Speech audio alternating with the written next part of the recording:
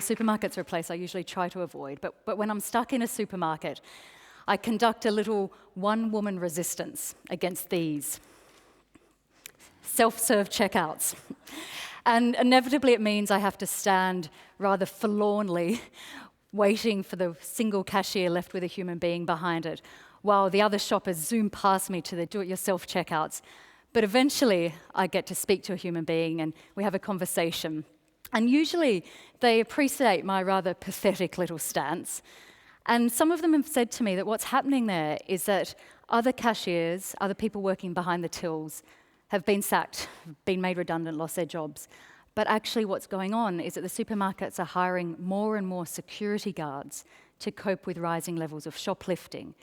And this strikes me as rather emblematic of a pretty sad shift that we're seeing, from service to security, and from conversation to surveillance, and from community to CCTV cameras.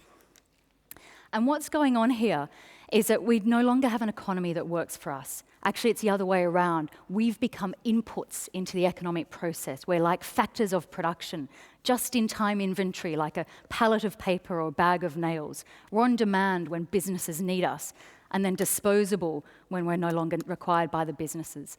And you only need to look at the rising number of zero-hour contracts or the increased proportion of self-employed people in the labour market for evidence of that. But then at the other end of the production process, again, no longer we're human beings, but consumer citizens whose worth is made up just by the amount of stuff that we own.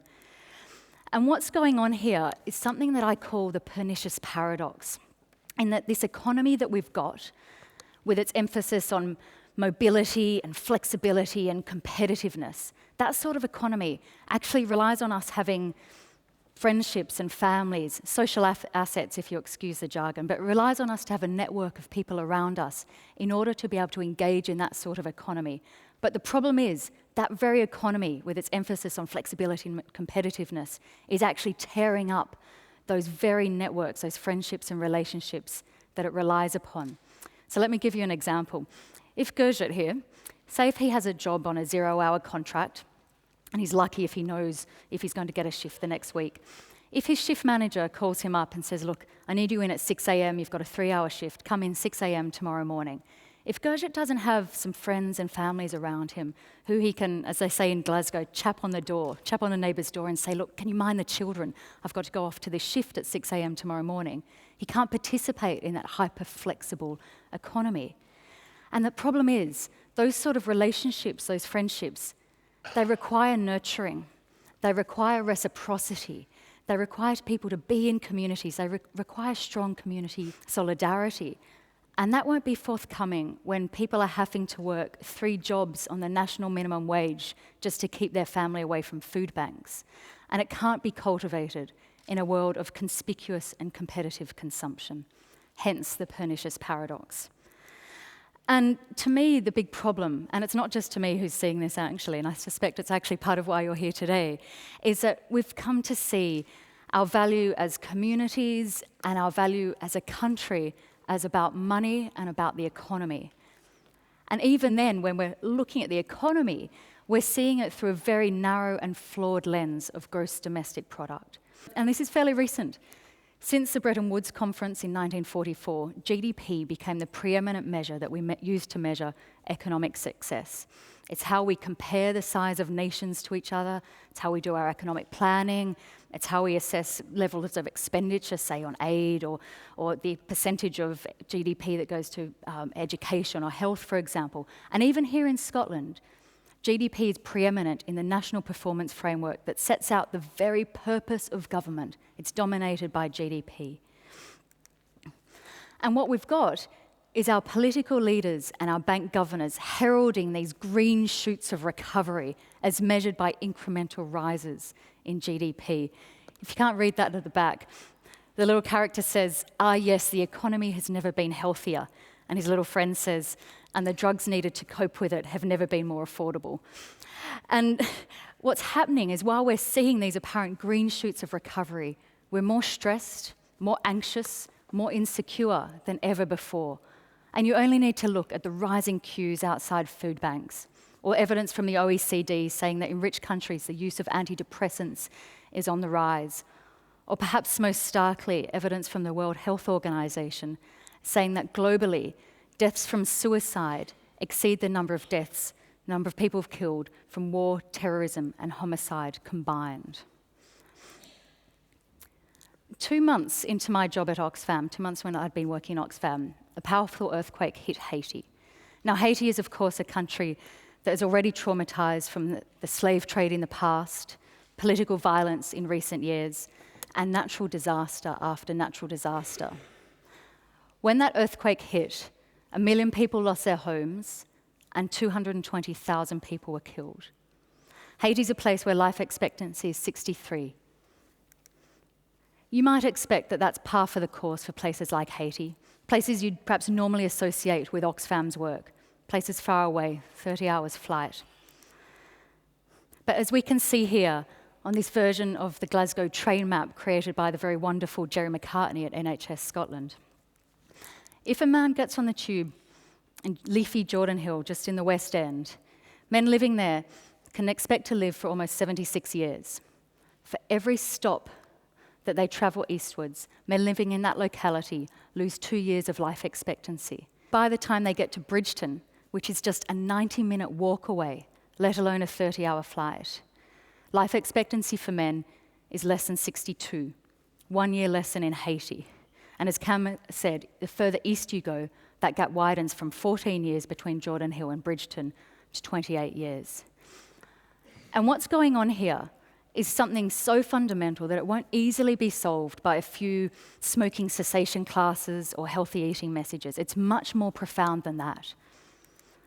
What we need to do is take a good, hard look at the nature of the economy that we've got and its levels of inequality, and how in this money-obsessed world, people experiencing poverty are made to feel quite worthless. And so we need to be ready to talk very seriously about stigma. And we also need to be ready to talk about shame and the lengths that people go to avoid shame and the impact it has on people's states of stress and anxiety, and the long-term impact of profound states of stress on people's mental and physical health. And we also need to be ready to talk about the inadequacy of our social safety net in the 6th richest country in the world, and the failure of our labour market to lift people out of poverty. And so Oxfam's trying to do that. We're trying to ask that question, who is winning and who's losing out of the economy? And then also in our little humble way, we're trying to piece our broken economy back together again. But we don't want to recover that old business as usual model. So what we're trying to do is build back better, as our humanitarian colleagues working in places like Haiti might say. We want to build back a better economy this time.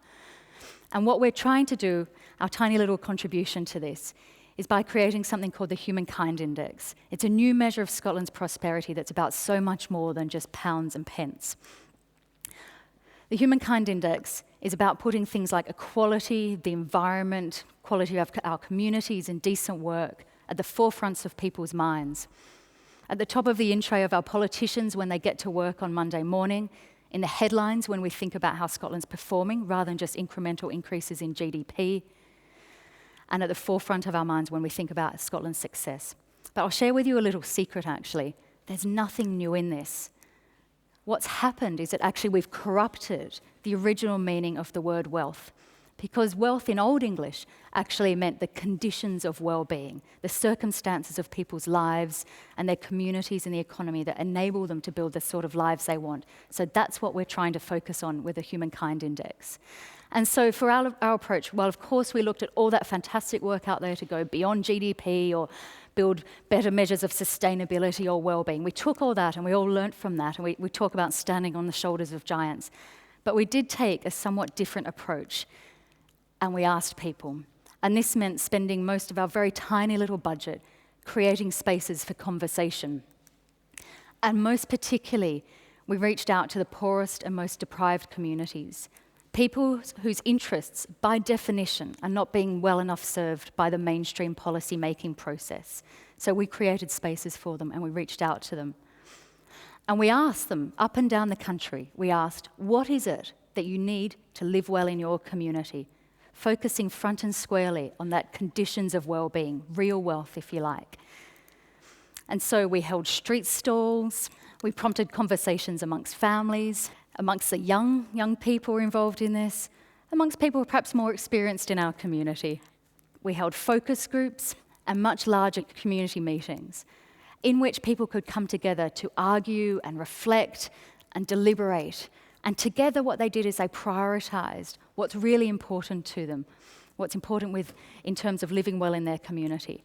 And what we did is that we took all those voices and all those conversations and we added in an online survey and a representative poll, and you bring that together and you've got a pretty pithy conversation. And so we took the results of that and we brought them together into a list of what I call factors of prosperity. These are the sort of things that people say they need to live well in their community. Now, I'm not expecting you to be able to see this, but I'll give you a little clue. These are things like having a good education, having good transport, being able to undertake hobbies and engage in community facilities in your local area, knowing that you and those you care about are safe, having decent work, having a secure source of money, being healthy, and right there at the top, having an affordable and decent home.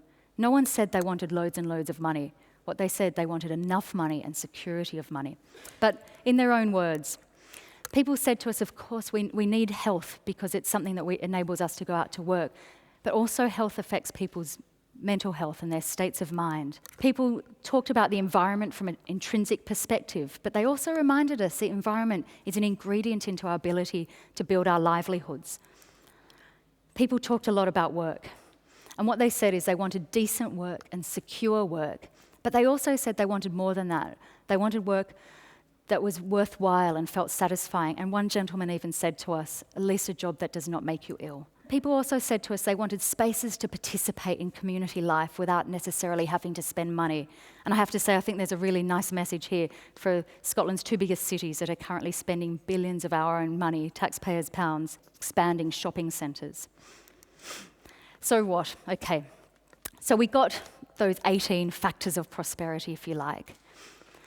And we took them, and with the best available data that we could find, we looked at how Scotland was performing against those 18 factors of prosperity. And we tracked it back in time, and we looked at how Scotland's 32 local authorities were performing. But for me, most importantly, what we did is looked at how Scotland's poorest communities are performing compared to the rest of Scotland against those conditions of well-being. And perhaps it won't surprise you to learn that they're falling behind in so much more than just money. They've got poorer health, as we've already seen, poorer quality education, poor quality local communities, and less sense of security. And that shows us that there is no silver bullet, there is no magic solution. These things are complex, and we need a range of actors and a range of organisations and a massive amount of change to close these gaps that exist in Scotland. And so hopefully the Humankind Index is one tool that we need in our toolbox, one of the many tools. But what it's about is about reconceptualizing our ideas of success away from wealth and just money and focusing on our collective prosperity. If you like, it's about shifting our compass away from GDP or retail sales or house prices or the number of millionaires that we have and refocusing it on what really matters to us as communities.